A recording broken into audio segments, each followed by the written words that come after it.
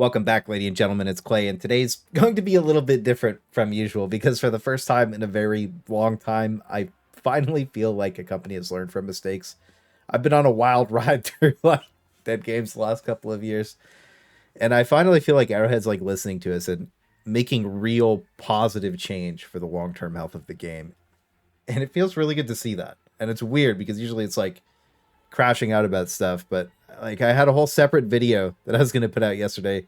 It had Shams George We Need the Vote list, and I talked about how toxic monetization just makes games feel bad. It makes decisions feel bad because I was fully expecting the second page of Killzone gear to cost another 2,000 super credits, man, and I thought they were going to one last ride it straight into Christmas, but I'm really happy they went back on it and just gave us the second half for free. I'm still wondering how they're going to do the whole rotating store thing for the Killzone stuff after it falls off in the future, because unless you use a third-party app, you have no way of knowing when something is going to come back into rotation. And that's always been my problem with it. It wasn't the actual price of the items, it was the random rotating shop. So I hope they just roll it all into a war bond when they get back to the office and just permanently drop it in there for 2,000 super credits. So that way the Killzone like IP just has that immortalized place in the game. I expected it to cost about 2,000 anyways for like that special crossover war bond, and I think most people would have been really cool with that anyways. I mean, like, it just feels like such a waste for them not to do that with the art they made for it anyways. They also did talk about like they weren't ready to do something like this in the first place because the super scuffed store is still whip. And after my last video, I got a ton of feedback from returning players and new players, and after seeing all that, it's pretty confirmed in my mind that we need a permanent spot on the superstore where all the weapons, grenades, and boosters are at for just 100 super credits each. Then when you buy one, it just reduces the cost of their respective war bonds so you can get all the fun playable stuff faster, then go for drip and collect everything at your own pace afterwards. So they need to do something, and I think that's the best possible way for them to go about it, at least in my opinion. But I am just really happy that they finally acted on feedback quickly instead of debating it for too long. They turned a huge negative that everybody was just like mad about into a positive pretty fast. This stupid chart also made me laugh so hard when I was out shopping yesterday with my dad. So I'm usually like angry at the company, and I don't know. It's weird to finally be happy with feeling like Arrowhead can actually drive the game in a positive direction consistently now, because this Killzone crossover drip is immaculate, if we're just being honest. I love the way both armors look, but our classic OG was the paid part of this, and it just looks amazing. The way the eyes glow in the dark is so cool, and it just adds a level of depth to it that I didn't think it was going to have. And it really makes me want to see them add more glowing eyes to the other helmets in the game.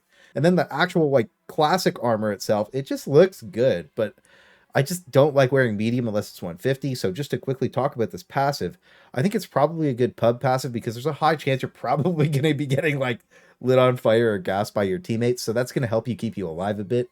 But my only thing is that I kind of just stim this damage anyways, or like I'm instantly diving to not be lit on fire. So the minus 50% isn't something I really see myself using unless I'm doing like a Killzone RP game.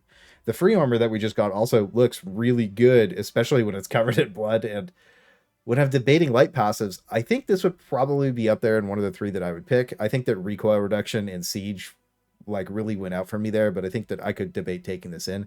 Mainly because there's that 550 speed and it's so fast, you could just zoom around. As for the free three-eyed hat that we got, the obedient one, I wish the eyes glowed a bit more, but I still think it just looks insanely cool, and it's just well made, right? The cape is also probably my favorite part of the whole thing. I know it's like a little bit underrated or whatever. I don't see a lot of people talking about the cape, but I really, really like the way it looks. So I think across the board cosmetically for this entire drop, they just did a fantastic job. And I think that the Killzone stuff is just well done. Now, when we get into the actual testing aspect and how the Killzone stuff feels to play in game and how good and bad I think the weapons are, it'll be from the perspective of solo and team kill farming on Super Helldive, which was the hardest difficulty in the game. And of course, I have to start by talking about the WASP Launcher because this is genuinely one of the coolest support weapons in the entire game. The rocket fire mode is so good at killing standard elites that it just feels good with 7 shots. I really can't wait to take it into the other factions, but for now, like, you can slowly pop them off if you feel like, or you can light the entire thing off for fun. And I actually had a lot of fun just blasting with this thing. It didn't seem really good at killing like heavier stuff, like the Walkie Boys. I think it was like 9 rockets, no shield or something like that. So it's definitely more of an elite hunting weapon, but there's a good place in the game for something like that. So we'll have to wait and see when we get to go test on the other factions. but like that base rocket AoE is massive. You can blow an entire pack out super easily with some of the most satisfying back shots you've ever thrown out. Personally, though, when I tried to use the artillery mode, I really didn't like it. Shooting the entire load at once just never feels good, and it can only target like mid-tier enemies, so you can't horde clear with what I'm assuming is supposed to be for that, at least. And when it comes to the team load, I think it's super solid. It felt like we could probably just walk through all the elites on the screen and kill them super fast. Like, each shot would have been 7, so like if you're just slamming rounds into it, you could just take every like real threat out super quickly if given the opportunity. So I think overall the WASP Launcher, huge win. It looks insanely cool. It sounds even better, and it just, the gameplay on it I think feels really good because I love backpack weapons. Unfortunately, the new assault rifle is basically just a cool looking Liberator, and they did make it look really nice, but the gameplay just isn't my vibe. Shooting zombies should be like a really fun experience with everything, but it kind of missed that for me. They also need a separate FOV slider for full ADS because a lot of weapons like this just look really bad when we skip all the way in. And I thought there was also going to be a 12 gauge underslung shotgun on this thing. So I had to go take a look because it's been so long since I played Killzone, and the STA-52 only had an underslung shotgun in Killzone 1, not 2. So I pretty much baited myself into thinking that I was going to have a toggle 12 gauge. That was the first thing that I loaded up and immediately was looking to blast with a toggle. So that was a huge missed op for me. And I think that could have just been super fun if they would have kept that in, but is what it is. As for the reloads, I think that the fast reload is really snappy and good, but the full spray down reload is just horrendous. If you fumble and shoot all the way down, it's completely cooked and you're just going to have a bad time. Also, to clarify, because a lot of people, like, when I roast guns like that, people just take it like super negatively. I don't think it's horrible, unusable, bad. I just think it's super mediocre, like the regular Liberator, and I think that's fine that I'm just used to assault rifles being mid. So I'm just happy that it's not terrible. Now, moving on to the SMG, I love the way it looks, and the animations, again, they're solid. Even when we have max FOV, when we sight in, it looks fine, which was really surprising. The fast reload is super fast, and even the empty one feels snappy enough that you don't feel bad for spraying down the entire magazine. So, well, this is basically a knight that shoots a little bit slower. I like it substantially more than the knight. There's just something with the overall feeling of the gun that I enjoy using. But on the Squiz, the zombie slaying potential, even single-handed, feels pretty mid. And when I took it over to the bots, it was okay, killing soldier bots like everything. I don't usually take any SMGs into the bots because like short mid-range usually isn't really what I want to be doing. Now, when I go over to the bugs, it was a completely different story. I love the feeling of blasting hunters with it, and the kiting felt really solid. Unfortunately, no matter which way you swing it, this thing is an ammo-hungry beast, but it's an SMG, so I think it should be. So it just needs a supply action to function properly, but I do like that it does feel like a thematic SMG.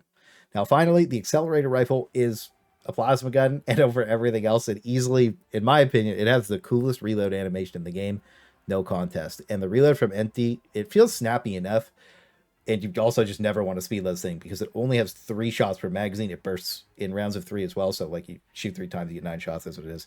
And that's where we start falling apart. I was expecting more damage for it being so overly limited, because when I busted the calc out, calc is for calculator, by the way, you only get like 27 shots normally or 30 with siege, and it also staggers enemies enough that you can miss a shot, which is like, it sounds good on paper, but the actual gameplay doesn't make me a super fan, because in real situations it's super hard to consistently drop perfect shots all the time. And I know you're perfect and never miss, but I'm not, is what it is. So when you do lock in, you can pop the backpacks on the flying guys and they just explode in one shot, which feels super good. But on average, it was just taking me 2 bursts per elite with no zombie clearing potential. And with the other plasma guns being so locked in versus the illuminate, I wasn't really feeling it.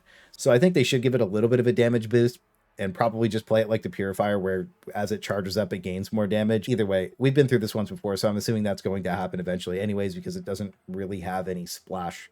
So it doesn't make sense for it to be so limited, in my opinion. And when I took it into the bots, you can blast Devastator Striders pretty easily without really thinking. And on the bugs, I would pretty much rather take anything else. It just doesn't feel good to take marksman rifles in on the bugs for me, because I just love blasting them. Like, even when it was on bio artillery, you could one bag him in the head, but 2 back shots isn't the life I want to be living. So irrelevant to what faction you take it to, I think it really just turns into reload simulator more than anything else, and that's really the worst part of the gun for me, is just having to spam reload so much all the time. I just think that feels bad to play. So even though it's insanely cool, It's just not a gun for me. So overall, I'm happy with what they ended up doing for the most part with the Killzone stuff. This was just the best possible outcome for what ended up happening. So let me know how you guys are feeling about the new Killzone drop, and I hope you're all having amazing holidays, and I look forward to seeing you on Claymous.